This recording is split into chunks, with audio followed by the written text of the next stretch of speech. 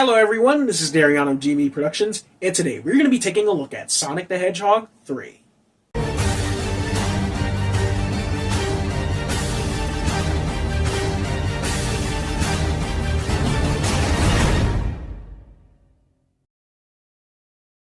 Sonic the Hedgehog 3 is the third movie in the Sonic film franchise, and released in December 2024. The film centers around Team Sonic needing to deal with a mysterious and powerful new hedgehog, who goes by the name Shadow, in his attempts to destroy all of humanity.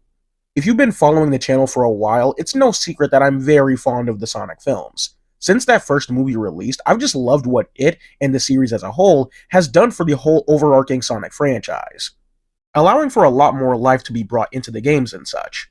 There's a conversation to be had about these films not being Sonic-y enough, and trust me, I'll discuss that at a later date. As I do kind of understand the disappointment that films that don't really feel like the source material really cause Sega to lock in when it comes to the overarching franchise, but I digress. Leading up to Sonic 3, I was obviously excited. But I gotta say, nothing was really pulling me in with hype and anticipation like Sonic 2 did. But eventually, I saw the movie, and I liked it. Dare I say, I loved it. But they did miss the mark in a lot of aspects. Firstly, I think it needs to be said that anyone at this point going into these movies purely from a purist perspective is going to disappoint themselves. Because something fascinating about these movies is how they make use of the world they crafted in developing and adapting these game stories. And I think one of the reasons I wasn't as excited for this compared to Sonic 2 is because with them adapting SA2, I just have a more straightforward idea as to what they were going to do compared to Sonic 2. And I also think because of that, the lengths they took to streamline the story for the movie's sake, it made a lot of the intrigue surrounding stuff like Gerald, Shadow, and Maria's stories fall a little flat. But I'll touch on that later. Let's get into the actual story. The story in this movie is really damn solid. This one out of all the three Sonic movies plays with its themes the most, and as a result makes this the most engaging plot of the three. Sonic 1 was a standard kids film about loneliness and making friends and whatnot. Sonic 2 was about finding your family and not trying to grow up too fast. And Sonic 3 plays with stuff like grief and how that can affect and change you in different ways, as well as how certain environments and circumstances shape who you are. And as a whole, I loved how this movie explored this stuff by utilizing it through characters like Sonic, Shadow, and even Dr. Eggman. The tone is about the same as you'd expect from the previous movies, and whether or not that's a good or bad thing is up to you. To me, I don't mind, as these Sonic movies have, I think, made a name for themselves for having pretty good tonal balance. For the most part, at least. They handle the serious subject matter pretty well, and I think their sense of humor is rather cute. Like, the stuff that doesn't pertain to Jim Carrey has been fine, at most. And that's no different here. I think there's a conversation to be had in this one, however, because there were one or two moments where we turned up the absurd wackiness a bit, which I think was enjoyable for the most part, but I'm bringing this up for two reasons. A, if Jim Carrey isn't going to be a part of the next few movies, which is very likely, they need to step up their comedic timing and writing, because he really carries the brunt of it sometimes. And B, they need to get better at balancing it, because there were a handful of badass or really cool moments that get undercut with the wacky shenanigans. Which, like I said, I didn't mind for this film, but if there's something I'm worried about going forward, it'd be that. The writing as a whole was just really solid. The pacing is something I'm a bit mixed on. This is significantly shorter than the second movie, and most people would consider that a good thing.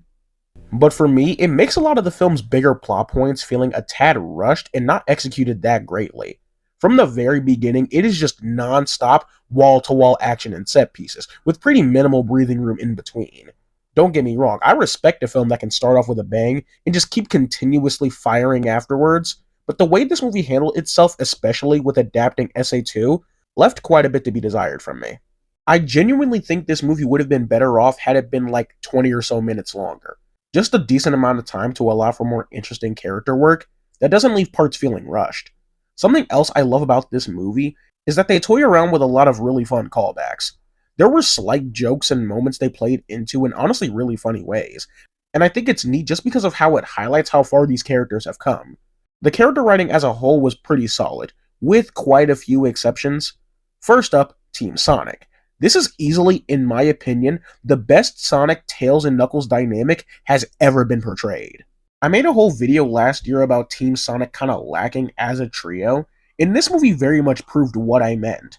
On top of Sonic having a good rapport with Tails and Knucks respectively, these two as well were shown to have some pretty good synergy. It's still not as much as I'd like, but you can tell all three of these guys are a real unit, and they feel more like an actual friend group than in the games, honestly. Tails and Knucks individually don't have much going on as characters, and it's stuff like this that proves why leaving folks like Rouge and Amy out was the smart choice. Because they really wouldn't have a place here, and it's just nice to have an entire story that centers around Team Sonic going on an adventure. That's not to say Tails and Knucks don't have anything to do, as they get their individual moments to shine and to do some cool shit. They made clever usage of Knuckles being the guardian of the Master Emerald, and they went and did something I love that the games have kind of failed to in quite a while, and it's make Tails feel like an actual kid again. Sonic, however, was fine. In my previous videos on the Sonic films, I made a statement saying that he's probably my favorite depiction of the character.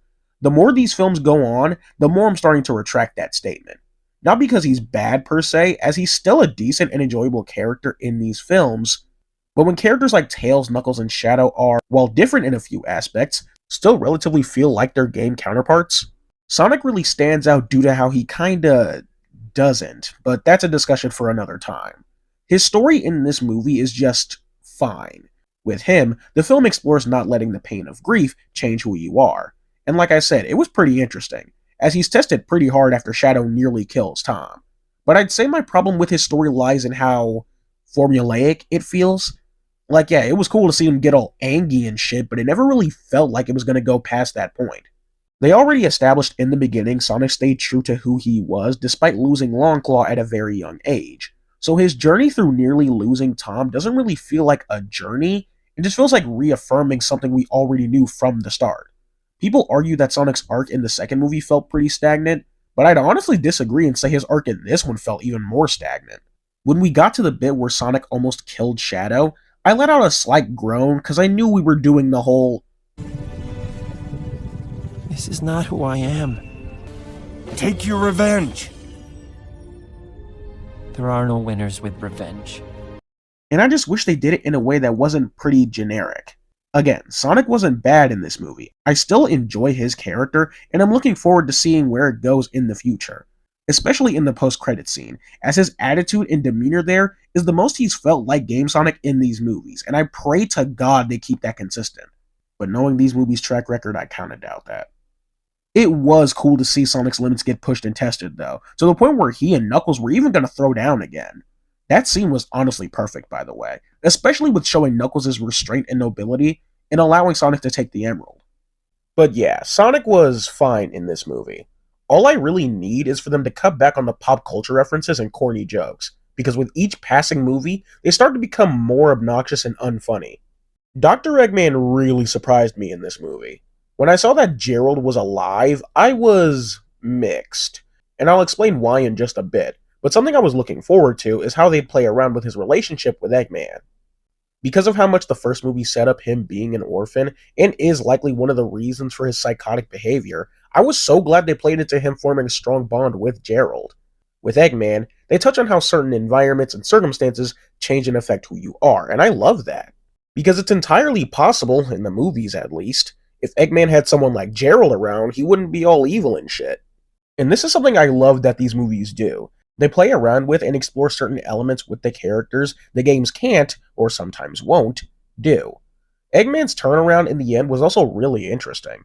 Him fully admitting his appreciation for Stone was really good, and even had me a little emotional. And just seeing his utter defeat at the one family member he's ever had, betrayed and tried to kill him, was genuinely heartbreaking. Eggman was just done really well here. I might have mentioned this in my video on the first Sonic movie, but I gotta reiterate just how cool Eggman's movie gadgets are compared to his game ones. And I also really just like how they showcase his intelligence. We always hear Eggman has an IQ of 300, but I think outside of robotics, we don't really see how smart he is in other fields. Or we don't see much of it, at least.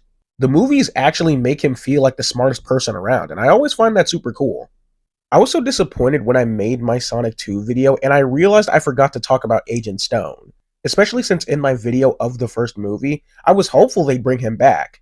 He's easily the best new addition these movies have added, and is unironically the best Eggman henchman to date in my opinion. Because he stands apart from being a typical bumbling goon, and is just a loud and proud Eggman dick rider through and through. I also really love just how unsubtle they are about his affections for the Doctor. He is just full on gay for this man, and I love every second of it. Yeah, their dynamic is just really fun. Okay, let's talk about Gerald, and this kind of bleeds into my problems with this movie as an adaptation of SA2. I'm incredibly mixed on Gerald's depiction in this movie, because I feel like it completely misses the mark on his story of a good man who aims to better the world being driven mad with grief to the point of wanting to destroy it. He's basically another Eggman, which I don't entirely mind. It's Jim Carrey doing his Jim Carrey thing, and I can never outright hate that. And to the film's credit, he is less goofy than Eggman, but they really dropped the ball at depicting his story like in the games, especially when it comes to his connection with Maria. We see several flashbacks with Shadow and Maria depicting their bond, but never anything with Gerald, and as a result, it makes his whole story feel a bit hollow, as well as lines like this. Oh, Ivo. You're no Maria. Not hit as hard in my opinion. This line only really hits if you know Eggman's resentment and Gerald's love for Maria in the games, but here, it just doesn't work as well. I know it's like that in SA2, but I give it a bit more of a pass than the movie because in comparison to the game, the story is more at the forefront than anything like gameplay. But hey, on top of Gerald being a genocidal maniac, you can also add a raging misogynist to the list. Thank you for taking the bait and falling right into my trap. I don't believe this. I know, grandson. A woman in the military. Those don't sound like thoughts he acquired after Maria died. Those sounds like convictions he's had his entire life. And while on that, yeah, Shadow was handled greatly in this movie. They do his character and story with Maria justice, for the most part. With Shadow, they have him as a mirror to Sonic's journey, where Sonic never let his grief affect him. With Shadow, they use him as a glimpse at what could have happened to Sonic. Someone who's angry, vengeful, and losing who they are. It was handled really well. I even love how they depict his relationship with Maria. It's said in the games that the two have a sibling-like bond, but I don't think that's ever been properly showcased until now. Where they play, hang out, she occasionally teases him, they watch movies together and stuff, get into some youthful shenanigans. It's really cute. I also love that this movie firmly established that Shadow the Hedgehog is indeed a kid. I think there's a misconception due to some of the English voice actors depicting him as way older than some of the cast, when that's not really how he was originally meant to be portrayed. He's a kid, or at least a teen, like a lot of the other characters, and I like that. Just this depiction of Maria alone is also really cool. She's just a rebellious kid who befriends this random alien she comes across, and it's pretty sweet. But I do have my gripes, however, with Shadow, and how Maria is used and the whole tragic backstory is executed. When it comes to Shadow, my gripes come with how I'm worried he might be used in the future. Because something that sets Shadow apart from other characters in the Sonic cast is his more darker characteristics. This movie did a decent job with not portraying Shadow as this overly edgy asshole, but more so as just a lost, hurt, and confused kid. And there are hints of his darker nature, but what I fear going forward is that he'll kind of just feel like another Knuckles. The scene where Shadow ultimately turns and decides not to destroy the Earth could have been handled a bit better in my opinion. In general, I do like how they tackled Shadow's story, because it's not due to him having amnesia or warped memories or anything like that. It's Gerald who feeds into Shadow's pain and grief that drives him to help Gerald destroy the world, and him seeing himself in Sonic after nearly killing Tom is where he starts to second guess himself on this whole thing. But the resolution on the moon between the two felt a little bit too much like the scene with Knuckles on the beach in Sonic 2, to the point where we damn near get the same shot of Sonic reaching out to Shadow. I kinda wish Shadow's resolve was a bit more independent for two reasons. A, so that Sonic would feel closer to his game counterpart, and not being the direct result for Shadow's change, and B, so that it wouldn't feel like a repeat with Knuckles. By the end, it doesn't feel like Sonic and Shadow are going to be at odds or anything going forward, and I just find that to be a tad less interesting than how their dynamic is depicted in the games. Part of what makes them interesting is that, while not on friendly terms most of the time, there's still an underlying respect for one another, and I just don't get that vibe by the end of this movie. They kind of just feel like buddies, which isn't bad, but a little less interesting in my opinion. But to get more into the backstory with Shadow and stuff, they made quite a few changes, and this stuff is what has me really mixed in regards to adapting SA2's story. Instead of Gerald creating Shadow, he falls to Earth inside a meteor that is presumably a part of the Black Comet. And Maria in this movie isn't sick either. She's only at the gun base where they're experimenting and testing on Shadow, simply because Gerald allows her to be. And this is another thing that kind of misses the mark for me, because removing Maria's illness removes a big part of the tragedy that surrounds her and Shadow's story. Shadow being created to cure Maria, having them befriend each other, and ultimately failing due to Gunn is what makes the story so tragic for the games. And then removing it doesn't ruin anything, as it still works for this particular story, it just doesn't hit as hard as it could have, and I find that a little disappointing. And it's especially so because there was a way they could have included it while still keeping in line with the movie's established universe. It would have been very easy to establish Maria as being sick, having Shadow crash land, and with Gerald running experiments on him, seeing his chaotic energy, presumes this could be a way to save Maria's life. He has her come to the base to keep a close eye on her, that's where she and Shadow meet, they befriend each other, and Gerald explains Maria's situation to Shadow, and those two connect to try and save her. Then Gunn attacks, she dies, and the weight of trying to save her and ultimately failing is still felt. But the kicker to all of this is that ultimately, Gerald's theory would be proven to work, but it'd be too late by then. There's a joke in the movie about Gerald being 110 years old, and Jeff Fowler, the director, confirmed there was a deleted scene that showcased how Gerald was able to stay alive for as long as he did. While in prison, he would routinely take little hits of Shadow's energy quill, and that's what prolonged his life. This really should have been kept in the movie, but when I first heard this, I thought it was a missed opportunity to not have it play a role in the whole sick Maria story. If Shadow's power prolonged Gerald's life, it's very likely it could have saved Maria's, which just adds to the tragedy even more that she could have been saved. All this isn't me saying that the way the film did it was bad, as it does work for a streamlined and condensed version of the story, but I can't help but see them removing her illness as them missing the mark in a few aspects, as the whole backstory just doesn't hit as hard. And this ain't a matter of it not being one-to-one with the games. If I cared that much about game accuracy, I would have wrote these movies off as trailer trash ages ago. The reason I'm going just a bit harder on this movie compared to Sonic 2 is because that movie had a little bit less to work with by comparison. That movie worked with combining the stories of Sonic 2 and Sonic 3 and K, two fairly simple games with two fairly simple stories. In comparison to SA2, which has a lot more going on. And this movie routinely drops the ball on a lot of intriguing stuff in my opinion. And is why I think some of the emotional elements in Sonic 2 hit a bit harder compared to this movie. Another decent example of this and the problem with the film's pacing is how they just breeze past Shadow's sacrifice. Like they don't linger on it at all, which is disappointing because his sacrifice is a fundamental part of his journey. And it was a shame they didn't linger on it for too long. The story and character writing is solid for what it is, but when it comes to adapting bits from SA2, I can't help but feel they fumbled it in a few aspects. The way they utilized the human characters was pretty good as well. They weren't overbearing at all, and they even found a clever way to include folks like Rachel and Randall. And even Wade as well had a fun cameo. The movie as well has some really cool moments showcasing Easter eggs to SA2, Sonic's low-budget flights line, their own version of the Faker scene, and even, interestingly, having Sonic fall from the Eclipse cannon instead of Shadow. And going along with that, the way they did the whole blowing up the moon thing was also pretty interesting.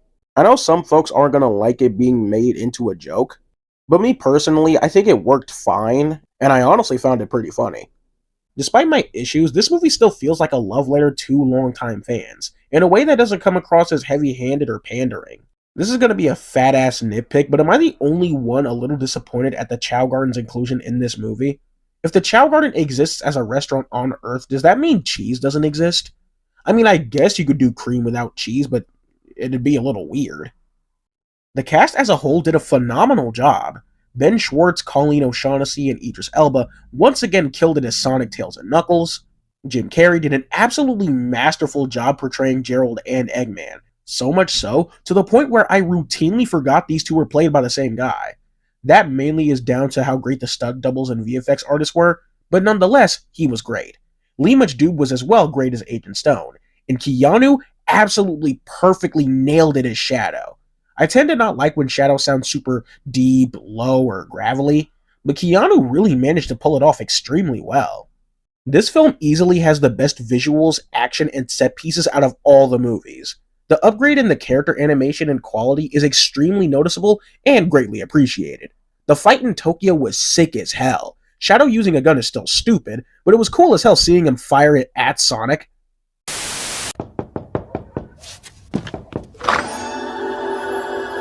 Hi, Dan. I just moved in next door. I'm a supermodel. I don't care how cool it looks, Shadow using a gun is still stupid. Anyway, like I was saying, it was still cool to see, especially while riding and teleporting with the motorcycle and shit. Especially when they're going up the building and having Sonic try spin dashing into the wheel was sick as hell. But the Super Sonic and Super Shadow moments easily take the cake and just had my ass in complete and utter awe. That also may be due to the fact that I was high on life while watching the movie, and it made the experience all the better, honestly.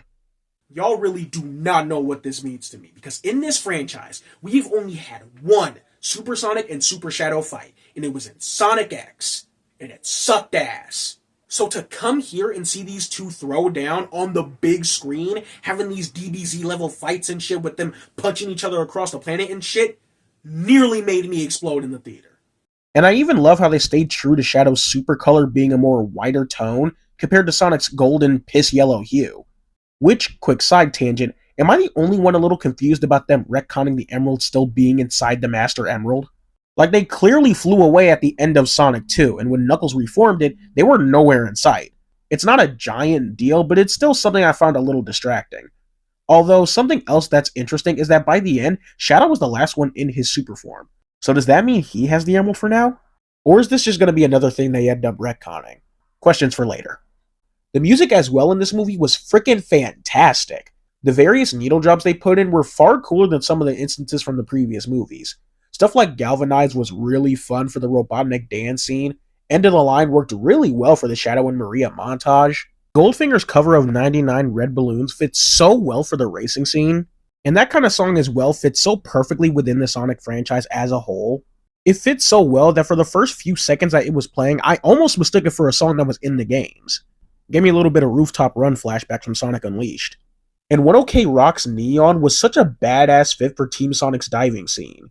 But the real kicker is how they incorporated the game's music. I absolutely love the little leitmotif of Live and Learn being Shadow's theme throughout the film. And I especially love how they remixed it depending on the scene and tone. For being a light little guitar stream from Maria, to a dark and ominous turn when he's beating the shit out of Knuckles, or kicking straight into hard rock during the Super Sonic and Super Shadow fight, all before fully embracing it with the lyrics once Sonic and Shadow team up. I love how the utilization of the theme told its own story in a sense, and I pray to God they keep this kind of shit up for future installments. But not just that, they also had little riffs of City Escape during the London scene, which was neat. They had Eggman's 06 theme when they're launching the Eclipse Cannon, and they even had the end credits theme from SA2 playing when Team Sonic reconciled, and it was honestly amazing. They really did their fucking thing with the music here. And again, I pray they keep this stuff up for the following installments. Overall, Sonic 3 is good. That's about it. I don't see it as peak fiction or even the best of the trilogy, but it's still a solid movie, with a decently balanced tone and themes that were explored pretty greatly, all things considered. Pretty well written characters that don't feel overcrowded and each get something worthwhile to do. Absolutely amazing action and visual effects, really great performances all around, and an absolutely amazing usage of music. But it really drops the ball with its rushed pacing, as well as pretty poorly adapting the story of SA2. The emotional moments, while fine and serviceable, really don't hit as hard as they could have, and as a result, feels a tad lacking. This very mixed view I have is why I view the movie as just good and nothing else. Not that it matters, but of the three movies, I think I'd put this in between Sonic 2 and 1, with 1 being the weakest and 2 being the strongest in my opinion. Again, as a movie on its own merits, it's fine, but as an adaptation of SA2, it could have been better. Yeah, I do love Sonic 3, but it could have been better. So, with all that said, if you agree or disagree with anything I've said in this video, let me know right down there in the comments below. Also, be sure to like and subscribe. This is Darion of GNB Productions, and take care.